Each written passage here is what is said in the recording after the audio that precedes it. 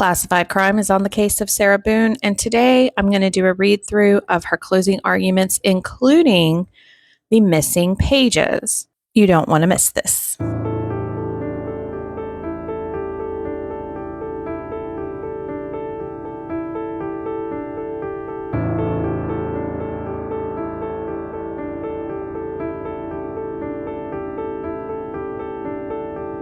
So this was filed 9/30/2025 at 12:38. Ryan C. Boone petitioner and Sarah K. Boone respondent. Respondent's written closing argument. Respondent Sarah K. Boone, and in her best representation and efforts, submits. Does she mean submits?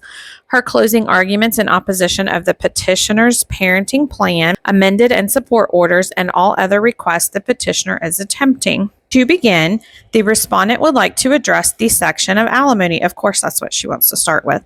And the petitioner's motion for modification of alimony filed April 12, 2022. Respectfully, before this honorable court considers this request, the respondent asks that judicial notice be taken of her pending motion for contempt. It's not pending. So this was her motion for contempt that she filed on 4/11/23. It's just one little page here, and these are the court order following the case management conference they had. This was in October 2023. It says right here, number 7, the court cannot hear the respondent's motion for contempt regarding unpaid alimony until after a final hearing is held on the respondent's petition for reducing or elimination of alimony, and they cited case law Rosenblum v. Rosenblum before the modification action was heard. So it's not pending. It's that the final hearing had to be held first on his motion to reduce or eliminate. And of course, we already know the respondent expressed frustration, and she's always doing that. And the court explained that the family case is on hold pending the outcome of the respondent's criminal case. So maybe that's what she thinks it means by pending, that they postponed, and that they told her she may opt for a final hearing on the petitioner's petition for alimony reduction and elimination and her own contempt motion, but that the court would have to consider her current status of incarceration when making determinations. So that's why she thinks it's pending, because they said it had to wait until the conclusion of her trial, which they just had the final hearing for. Okay, so yes, that's what she was referring to on April 11th. Filed April 11th, 2023 against the petitioner, whom has willfully failed to comply with court-ordered alimony obligations by neglecting to pay ordered alimony to the respondent prior to filing this petition to modify. Filing his petition and not this petition. Maybe she was dictating to someone over the phone. I don't know. Under Florida law, alimony obligations are court enforceable and cannot be ignored without consequence. Section 6.8 Florida statutes governs the award of alimony, and when such an obligation is established, the paying spouse must comply absent modification by the court. Further, Section 6114 Florida statutes explicitly allows for enforcement actions and contempt proceedings when alimony remains unpaid. Florida courts have consistently held that failure to pay court-ordered alimony constitutes grounds for contempt, as these obligations are not optional. They are legally binding. Yes, that's why he filed a motion for modification. It's important to take note that the former husband, Brian C. Boone, was employed full-time during the entire 2 years that he did not meet the requirements of his court-ordered alimony payments. The petitioner cannot, in good faith, request a downward modification while simultaneously standing in violation of the very court order they now seek to alter. Equity demands that one must come before this court with clean hands, and the petitioner's non-compliance bars them from the relief they request until such arrears are addressed. Now, I don't know where she came up with that, where she got that. There's no case law cited for that. That was like a whole different font size, because everything else is super small throughout. So that was kind of weird. So I guess she's saying that he cannot ask for relief until his arrears are totally cleared. But I don't know where she's coming up with that. She's saying equity demands it. Okay, well, who's equity and what are they to this? What are you citing? Okay, you can't just come up with your own. Just because you put words on paper doesn't mean that they're true and that's what everyone else is going to agree to. In the second portion of the petitioner's request, he asked this court to impute income to the respondent for purposes of calculating child support obligations. Respectively, this is improper to do under both Florida law and authority from other jurisdictions. What other jurisdictions? This issue has been addressed in Department of Revenue v. Lamas, and there's a citation there, where the court held that trial courts cannot impute income to an incarcerated individual absent a showing of the ability to pay. The Lamas decision aligns with persuasive authorities such as Lambert v. Lambert, where the Indiana Supreme Court concluded that imputing income to an incarcerated individual is improper because such individuals lack the present ability to earn income. The respondent in this case is serving a life sentence. That is the first time I've ever heard her admit it and not tag the line that she has her pending release and appeal. There is no evidence of present or future ability to generate income or past. Florida law on child support recognizes that obligations must be based on an actual ability to pay, not speculative or non-existent income. That's not true because I feel like she just copy pasted this like right off the Department of Revenue website or something.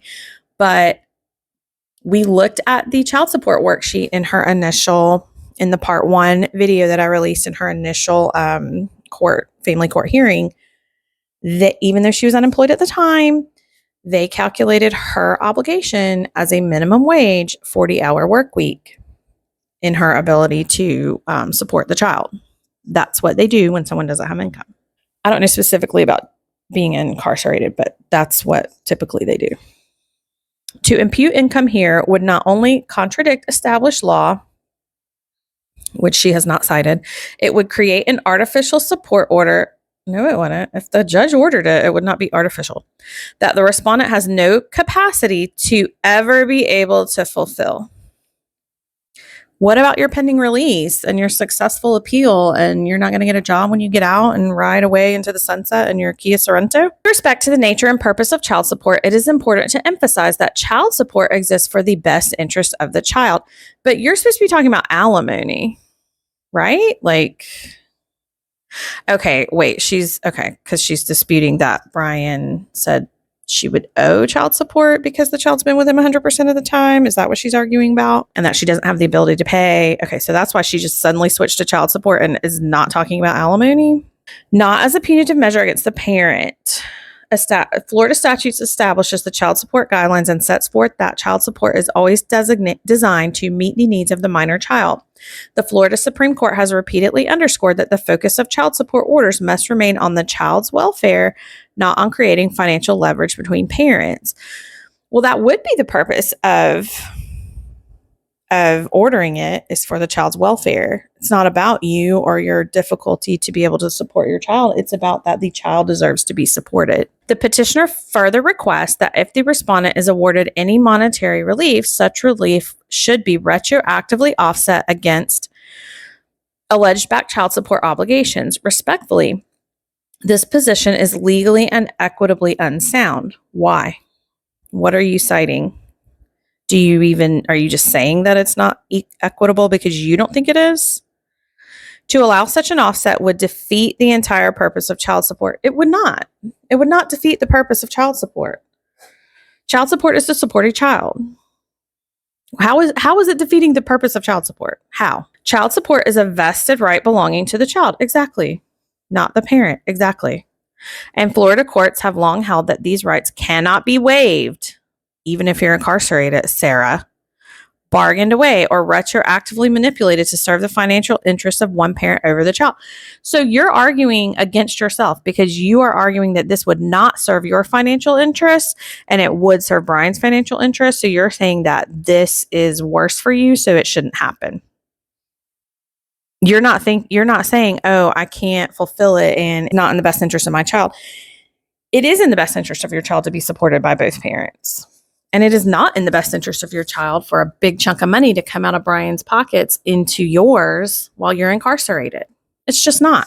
Your Honor, even if this court were to accept the petitioner's request to impute income to the respondent and allow any relief owed to her to be offset against alleged arrears, the outcome would still provide no monetary support to the minor child instead of benefiting the child as Florida law requires, the result would simply call it even, erasing the petitioner's arrears while simultaneously depriving the respondent of funds she is legally entitled to receive. You're not going to be legally entitled to receive them if the judge rules that you're not.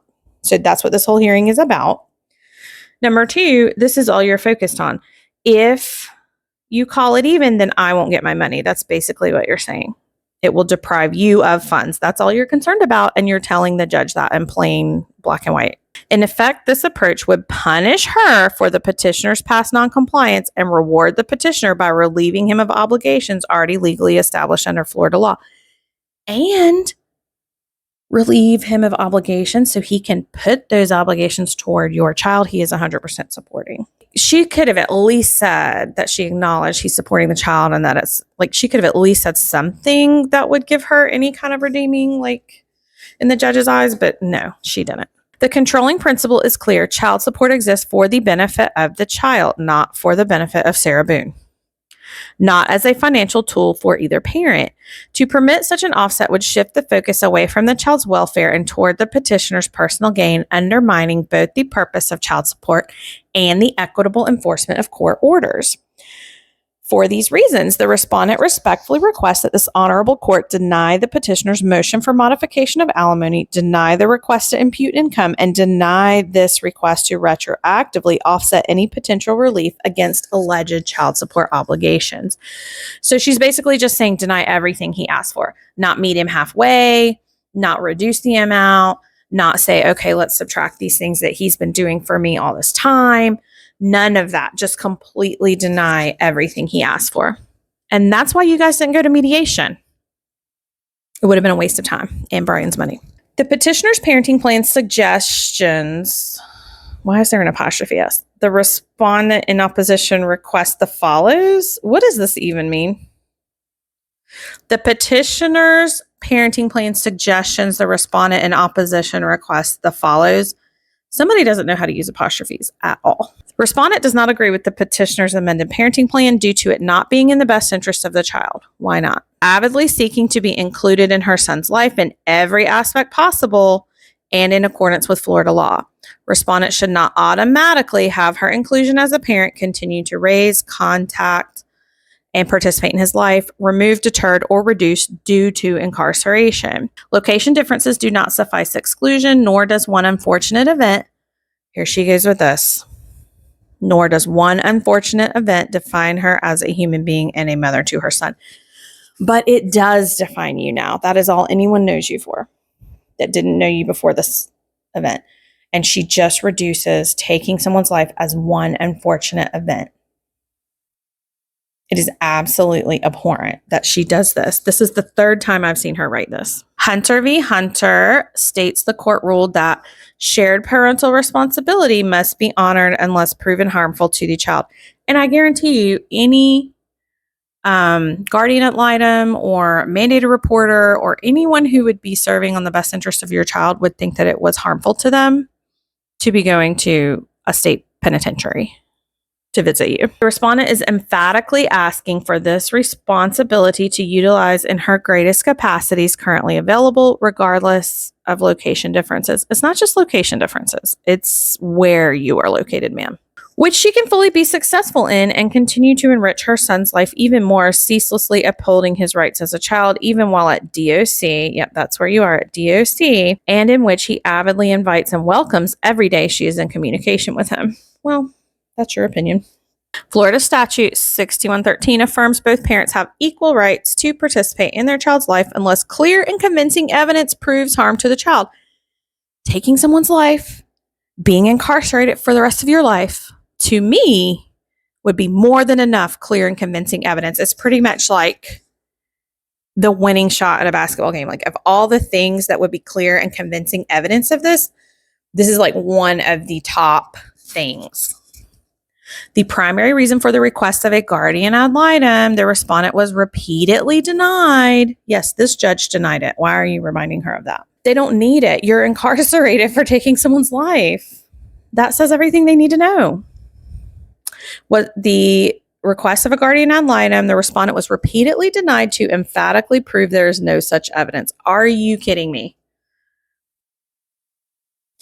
The child also could have reaffirmed his praise for their relationship, which he knows will grow to another positive level once applications for his visitation are finally received, where both mother and son can be reunited in person. So that's another little jab there.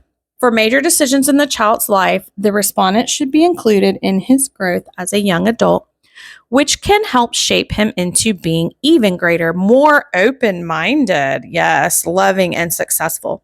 In Lamb v. Lamb, both parents must be consulted on major decisions unless an emergency arises. Yes, but I bet in Lamb v. Lamb, one of those parents was not incarcerated. The respondent's mind, heart, soul, and overall being, which lives for her son, still computes love, understanding. You live for your son.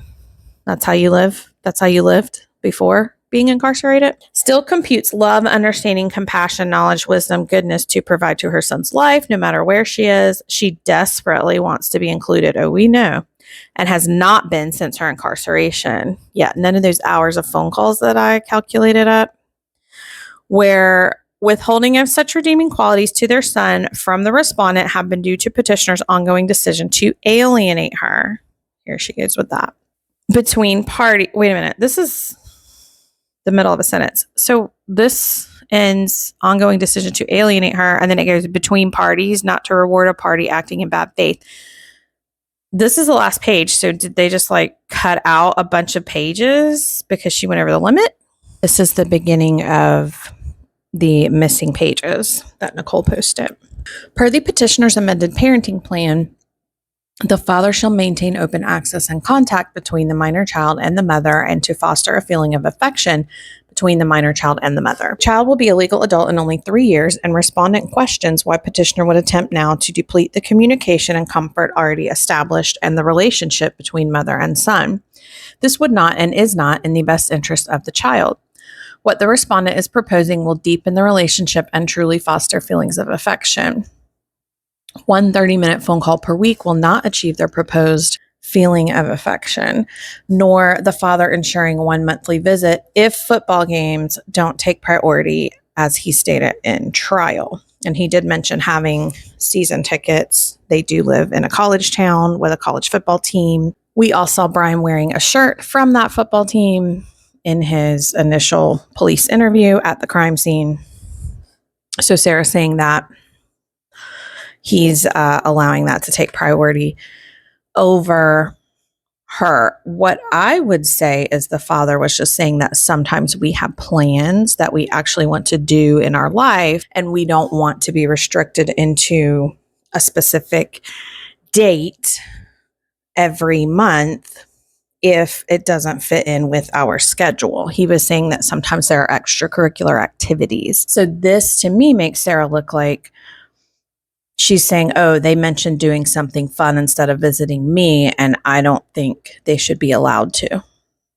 When in reality, a parent who is concerned about their child's overall well-being would want their child to have fun experiences and extracurricular activities, even if they had to miss out because of it. In continued elevation of the relationship with her son and in his best interest, according to you, and in accordance with Perez v. Perez, stating restriction on parenting time must serve the child's best interest, not the parent's convenience or preference, respondent requests this honorable court to order.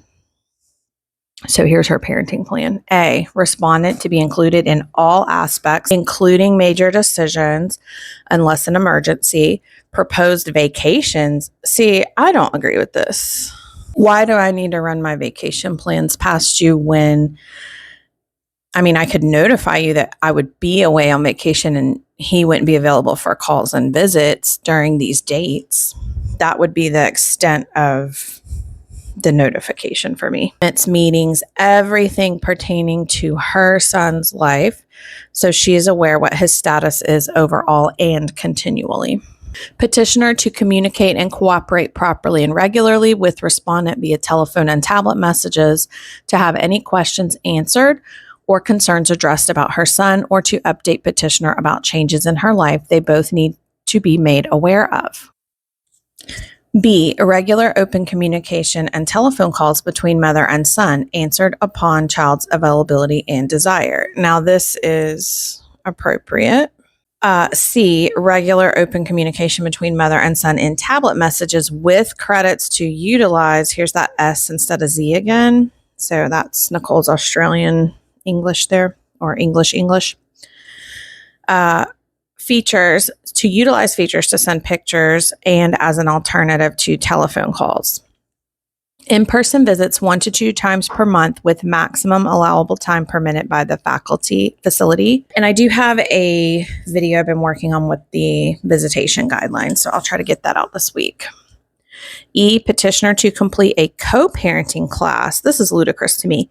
Petitioner to complete a co-parenting class and attend counseling of his choice focused on parental alienation and communication strategies to promote a positive future as parents to their son and in his best interest. That's not likely going to be awarded. And if we recall, she proposed that they just, from the last video, that they just abandon Brian's parenting plan completely and adopt hers. That's definitely not going to be court ordered. I would bet money on that. Because he's not alienating her. He has been facilitating their communication 100%. But whenever they have a conflict or the unavailability, it enrages her. Lastly, the respondent wishes to address the petitioner's request for attorney's fees and for the fees to be retroactively offset against his alimony arrears. So she's saying attorney's fees be offset against his alimony. So she's saying if she owes attorney's fees for this case, that they offset it against his alimony arrears. So just take it out of that owed money, which is interesting because she did not agree that any of the alimony be offset by her potential owed child support. The respondent respectfully requests that this court deny the petitioner's motion for attorney's fees. So first you want them to be retroactively offset, but then you want them denied. Under Rosen v. Rosen, the court must consider not only the parties' relative financial resources, but also the scope and history of the litigation, including whether one party's actions unnecessarily prolonged or complicated proceedings. Here, the petitioner has willfully failed to comply with prior court-ordered obligations and has initiated this action despite being in contempt of court.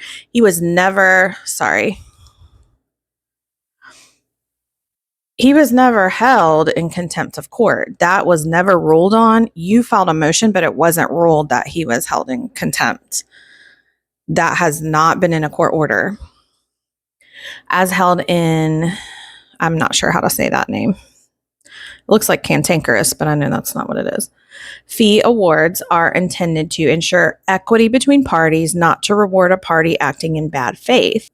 So who's acting in bad faith? Are you asserting that Brian is acting, the petitioner is in bad faith? The respondent additionally asked this court to strike or dismiss the petitioner's request as nothing more than another improper attempt to evade his obligation to pay long-standing alimony arrears. These are the end of the supposed missing pages that Nicole posted. The last page started in the middle of a sentence. So, okay, let me piece that together real quick. Okay, so this is what was posted to the court. My opinion is that they removed everything but the last 2 pages because it was over the 5-page limit. Okay, so this is between parties, not to reward a party acting in bad faith.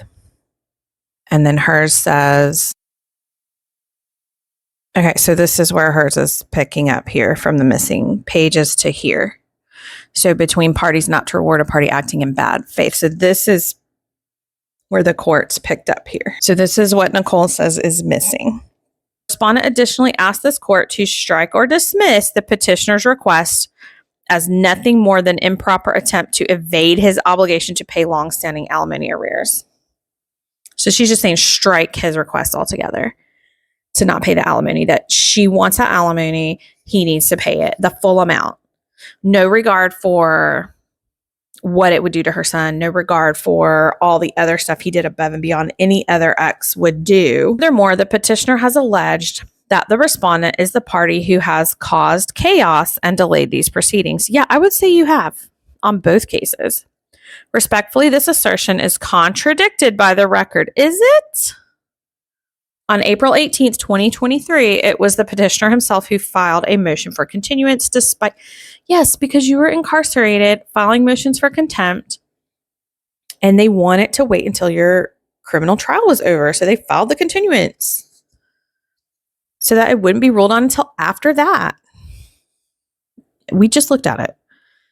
He filed a motion for continuance despite the fact that respondent was prepared to have all pending motions heard more than 2.5 years ago, except that they said they would do it, but you would have to be it based on your status of incarceration. So that's what it said. Respondent firmly rejects the petitioner's baseless allegations, even though it's all through her court record, that she is the cause of the delay. You are the cause of the delay. No one else. You are the cause of the delay. Moreover, the choice to retain private counsel is just that, a choice. This is a civil matter and no party is compelled to hire an attorney, but it is in their best interest to do so. Thus, the petitioner's voluntary decision to incur legal fees should not be shifted onto the respondent, particularly when he is already delinquent in meeting his court-ordered support obligations, she says once again. To award fees in this context would effectively reward the petitioner for non-compliance and penalize, with an S, the respondent, an outcome that is wholly inconsistent with principles of equity and fairness under Florida law. Did you type this, Nicole? Because that's like an Australian type thing to have an S instead of a Z. The respondent wishes to remind the court that the petitioner alleges to have paid for a storage unit for 2 years, but has failed to provide any evidence of this.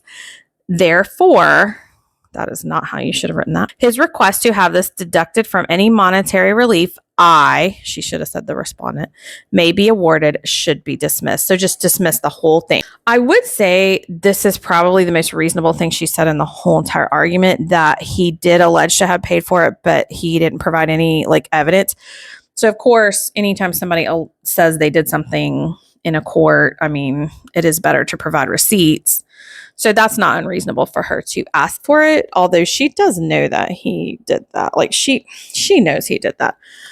But it isn't unreasonable to request to provide the proof of how long it was, it was being paid for, which I'm sure wouldn't be hard to find. For all foregoing reasons, the respondent, Sarah K. Boone, respectfully requests that this court, A, find the petitioner in civil contempt for violating the court order payments he was ordered to pay while he was employed, and order the petitioner to pay $26,000 in alimony and $2,314 in interest payable under Florida law. So she wants that full amount. B, deny the petitioner's request that he calls even that imputes an income to the respondent for child support. So don't hold Sarah accountable for anything. Don't give her any kind of responsibility for the child. Only give Brian responsibility for paying for for funding, but give Sarah, decision-making responsibility. C, deny the petitioner's proposed parenting plan. So just deny the whole thing, the whole parenting plan that he outlined with specific calls, visits, all of that, and grant the respondents in place of. But did she even submit a real parenting plan? She verbally said a few things in the hearing that she said 1 to 2 visits per month, 1 to 2, blah, blah, blah. She was saying what she wanted, but I don't really feel like she submitted a parenting plan that they can really just replace his with. And it just says respectfully submitted on the 2nd day of September, 2025. And in all gratitude of this honorable court's patience, Sarah K. Boone, pro se respondent. But there is no postmark to prove that it was submitted on the 2nd. And then this certificate of service is not in her handwriting whatsoever. It says via U.S. mail and sent to opposing counsel on September 6th. So she waited till the date and submitted it. I want to thank you all so much for watching and for all your support of my channel. It means the world to me that you are tuning in. Thank you to those of you who are consistently watching, commenting, liking the videos. I do appreciate that so much, and that will continue to pop my videos up in your feed. You can also turn on your notifications if you don't want to miss any videos from my channel. Please consider clicking the Buy Me a Coffee link in the description of my channel. It would help me out if you are able. I also have a Snoopy Detective Dog and Classified Crime coffee mug linked in my store, so check that out. I will be adding more merchandise soon. And thank you guys so much, as always, for all your support. I'll see you in the comments.